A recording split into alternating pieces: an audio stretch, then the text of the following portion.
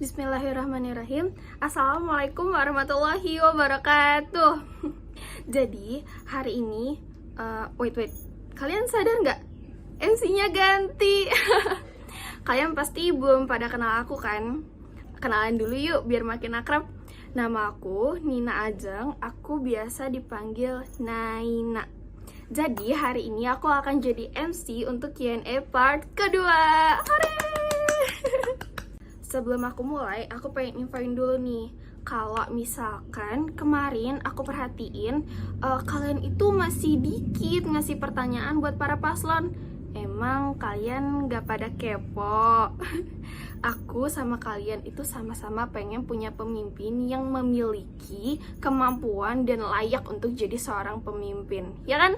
Jadi kasih pertanyaan yang banyak ya buat para paslon biar kalian gak salah pilih untuk Ketua Senat Mahasiswa Fakultas Kedokteran Universitas Yarsi 2020-2021. Oke?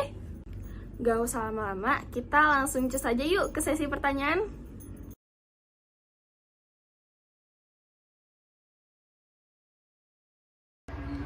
Assalamualaikum warahmatullahi wabarakatuh. Perkenalkan, saya Raditya Kusumawardhani. Saya merupakan pasangan nomor 1 pada Pemira 2020. Dalam menjaga hubungan yang baik dan tingkat sinergisitas yang baik pula, diperlukan komunikasi yang baik.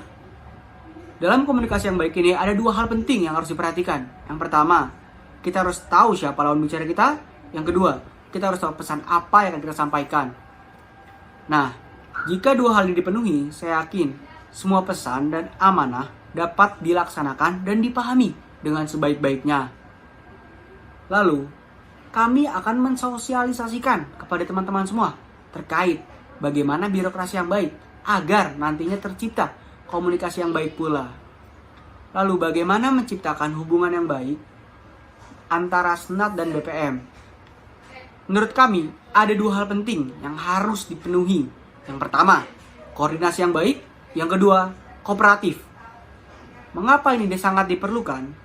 Karena 2 hal ini merupakan kunci agar terciptanya keselarasan antara satu lembaga dengan lembaga lain, supaya tercipta semua angan dan tujuan.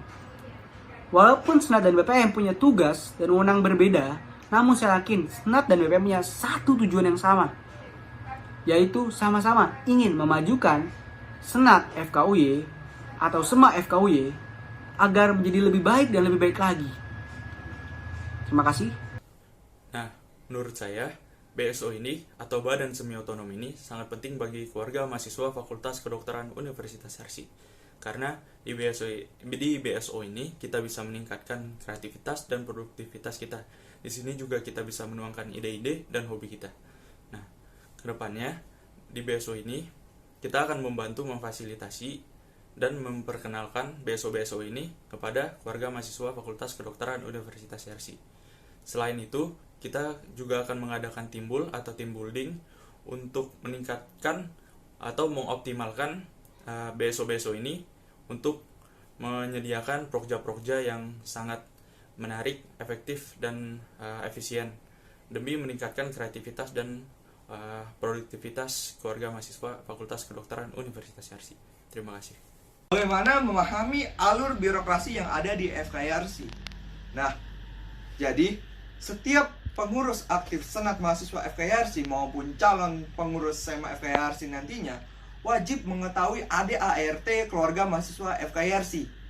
Kemudian, demi menunjang pemahaman teman-teman pengurus SEMA FKYRC nantinya, kami akan memberikan pengarahan tentang birokrasi yang ada, seperti proposal, LPJ, Labjal, dan lain-lain. Kemudian pengarahan ini akan diberikan oleh Sekretaris Umum dan Sekretaris 1. Nah, pengarahan ini ditujukan kepada setiap pengurus SEMA FKYRC, terkhususnya sekretaris tiap departemen. Sehingga akan tercipta rasa sinkronisasi antar SEMA FKYRC dalam hal alur birokrasi. Kemudian, membangun hubungan yang baik dengan BPM, yaitu menumbuhkan jiwa kekeluargaan dengan teman-teman BPM itu sendiri. Dengan cara apa? 2C plus 1S, yaitu Connect, Collaboration, and Support. Dimana Connect di sini kita membangun tali silaturahmi yang baik dengan teman-teman BPM. Kemudian Collaboration and Support, kita akan ikut serta membantu dan berkolaborasi dengan BPM dalam menjalankan fungsinya dan terhadap kegiatan pembelajaran dan kegiatan kemahasiswaan yang ada di FKIRC. Integritas. Integritas bisa kita bangun dengan melakukan harmonisasi antar pengurus SMA FKIRC. Lalu, ketika harmonisasi sudah terbentuk, maka rasa kekeluargaan juga akan timbul di setiap pengurus SMA FKIRC. Kemudian, kami akan memadukan dengan dua rasa, yaitu rasa peduli maupun rasa gotong royong. Peduli, yaitu peduli hal-hal yang terjadi di lingkungan SMA FKIRC. Dan gotong royong. Gotong royong ikut serta membantu tiap departemen demi terwujudnya sinergisasi dan senat mahasiswa yang progresif. Lalu, pemimpin juga harus memiliki rasa integritas di dalam dirinya, sehingga para pengikutnya atau anggota-anggotanya juga akan mengikuti para pemimpinnya, karena sejatinya pemimpin merupakan role model bagi para anggota-anggotanya. Birokrasi sudah ditentukan di anggaran dasar dan GBHO. Kita bekerja sesuai ketentuan tersebut. Untuk komunikasi yang baik, dilakukan secara individual seperti bekerja dengan profesional. Selain itu, kita juga saling menghormati. Di luar organisasi, kita semua bersahabat.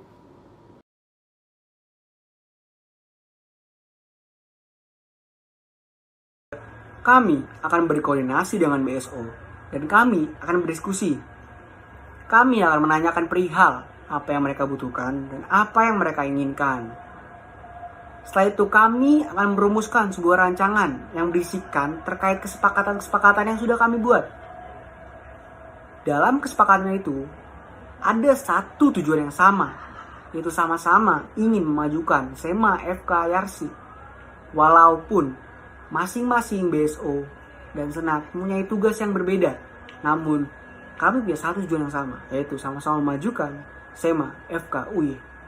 Untuk pemahaman alur birokrasi, pertama kita akan memperjelas dulu alur birokrasi di FKIRC kepada teman-teman Senat maupun BPM agar tidak terjadi miskomunikasi. Nah, terus juga kedepannya kita akan mempertegas SOP-SOP yang ada untuk meminimalisir terjadinya perselisihan atau perbedaan pendapat. Kedepannya juga kami juga mengusulkan untuk diadakannya pembekalan saat magang, terutama agar para magang-magang yang akan masuk ke Senat maupun BPM tidak bingung kedepannya bagaimana alur birokrasi di FKIRC. Terima kasih.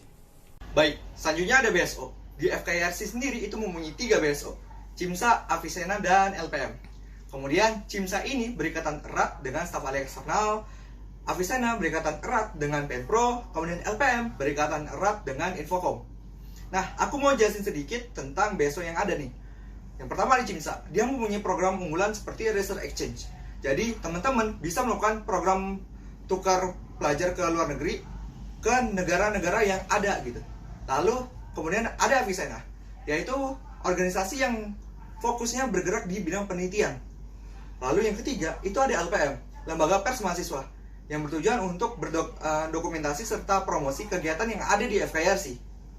Nah, dengan visi misi yang unik yang dimiliki oleh para BSO, di sini kami ingin mengajak bersama SMA FKIRC serta BPM turut ikut serta dalam memajukan FKIRC. Karena kemajuan FKIRC tidak bisa dipimpin oleh satu lembaga, tetapi kemajuan FKIRC itu dipimpin oleh seluruh lembaga, kerjasama seluruh lembaga. Lalu bagaimana caranya untuk meningkatkan kerjasama dengan BSO? Saya mempunyai program yaitu 3C, Connect, Coordination, and Collaborative. Connect, kita membangun hubungan yang erat dengan tiap BSO. Coordination, kita melakukan koordinasi yang bagus dan tegas terhadap BSO yang ada. Lalu kita melakukan follow up. Nah, yang bertujuan untuk mengetahui setiap permasalahan yang ada di BSO, sehingga kita bisa membantu turut serta dalam permasalahan BSO tersebut. Kemudian yang ada yaitu kolaboratif. Kolaboratif itu adalah aksi kolaborasi nyata antara BSO dan SMA FKIRC sendiri. Jadi, setiap BSO bisa melakukan kerjasama dengan SMA FKIRC yang bertujuan untuk memajukan FKIRC. Majulah FKIRC! BSO, kepanjangan dari Badan Semi Otonom.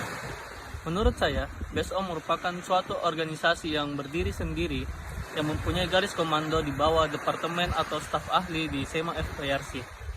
Di BSO SEMA FKIRC itu terdapat 3 BSO. Yang pertama ada CIMSA, yang kedua Avicenna, dan yang ketiga ada Asklepios. Nah, si CIMSA ini sendiri dibawahi oleh staf ahli eksternal, dan Avicenna berada di bawah garis komando Penpro, dan Asklepios ada di bawah Infocom. Nah, yang membedakan antara BSO dengan organis SEMA FKIRC yaitu kalau BSO mempunyai masing-masing visi, misi, dan programnya masing-masing yang diatur oleh badan semi otonomnya itu sendiri tanpa ikut campur dari SEMA FKIRC. Nah, tugas sebagai SEMA FKIRC sebagai wadah untuk lebih memperaktifkan si BSO-nya tersebut, dan yang kedua sebagai pengawas dari BSO tersebut. Nah, apa sih tujuan dibentuknya badan semi otonom itu? Nah, tujuannya itu sama seperti organisasi SMA FKIRC. Jadi badan semi otonom itu mempunyai tujuan untuk memberikan wadah kepada mahasiswa untuk berperan aktif di ranahnya masing-masing. Contohnya seperti CIMSA. Di CIMSA itu lebih mengutarakan di kegiatan mahasiswa. Nah, di CIMSA sendiri ada bidang-bidangnya seperti Skora, Skore, SKOPH, dan SKORP. Nah, itu ada bidangnya masing-masing. Sedangkan di Avicenna, nah Avicenna ini ranahnya lebih ke penelitian, lebih kepada pencerdasan si mahasiswanya. Sedangkan pada Asklepios, nah Asklepios itu utarakannya lebih ke jurnalis atau pers. Jadi sebagai hampir mirip dengan Infocom. Nah, untuk menjalin kerjasama yang baik, SEMA FKIRC dengan BSO mempunyai MOU untuk mengatur birokrasi tersebut. Nah, dan yang paling terpenting adalah komunikasi antara petinggi-petinggi dari badan semi otonom dan SEMA FKIRC. Untuk menjalin lebih aktif, untuk memperankan aktif mencapai tujuan bersama meningkatkan kualitas SEMA FKIRC, petinggi-petinggi tersebut harus menghilangkan ego, saling menghilangkan rasa kompetitif, yang hanya ada profesionalitas, saling menghormati, dan satu tujuan untuk meningkatkan peran aktif mahasiswa. Terima kasih.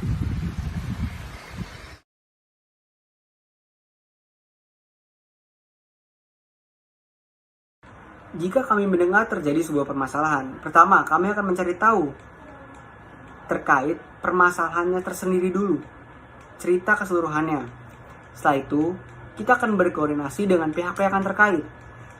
Lalu kami akan menanyakan, sebenarnya apa yang menjadi akar masalah? Lalu apakah mereka sanggup untuk menyelesaikan sendiri? Jika tidak, kami akan mencoba untuk membantu sebisa kami agar terciptai jalan keluar yang sama-sama baik. Nah, untuk penyelesaian masalah internal atau masalah antar departemen dan staf ahli, di Senat sendiri kan sudah ada yang namanya staf ahli POSDM. Nah, kedepannya kita akan meningkatkan peran dan fungsi dari staf ahli POSDM ini untuk mengatasi masalah-masalah seperti ini.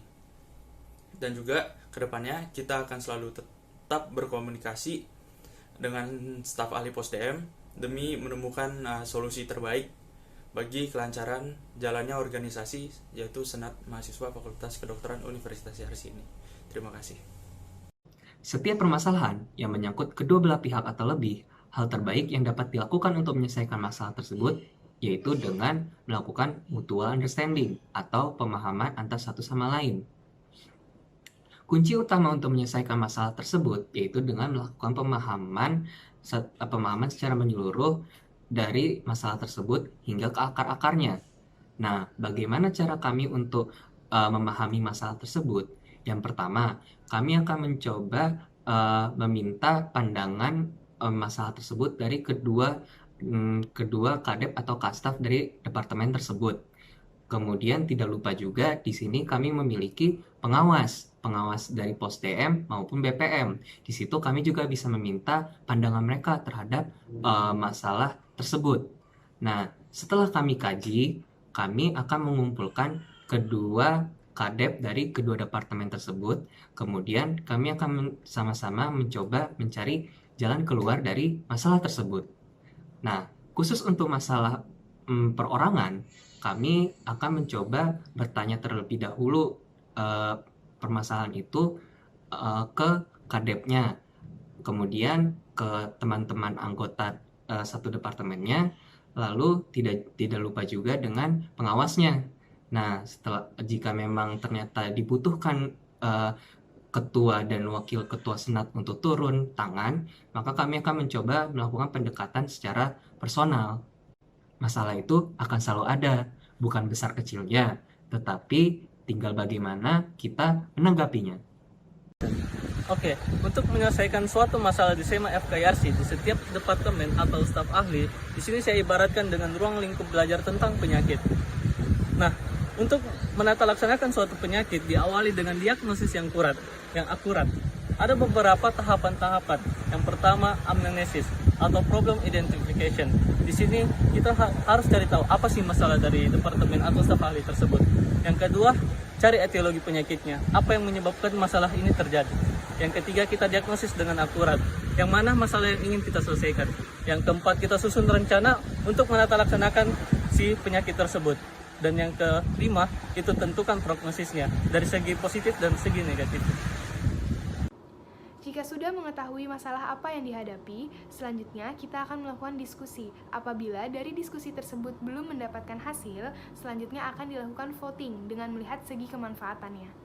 Sayonara, sayonara, sampai berjumpa lagi. Sampai berjumpa lagi ya di Q&A part ketiga. Jangan lupa banyak kasih pertanyaan ke para paslon ya, oke? Alhamdulillahirrabbilalamin.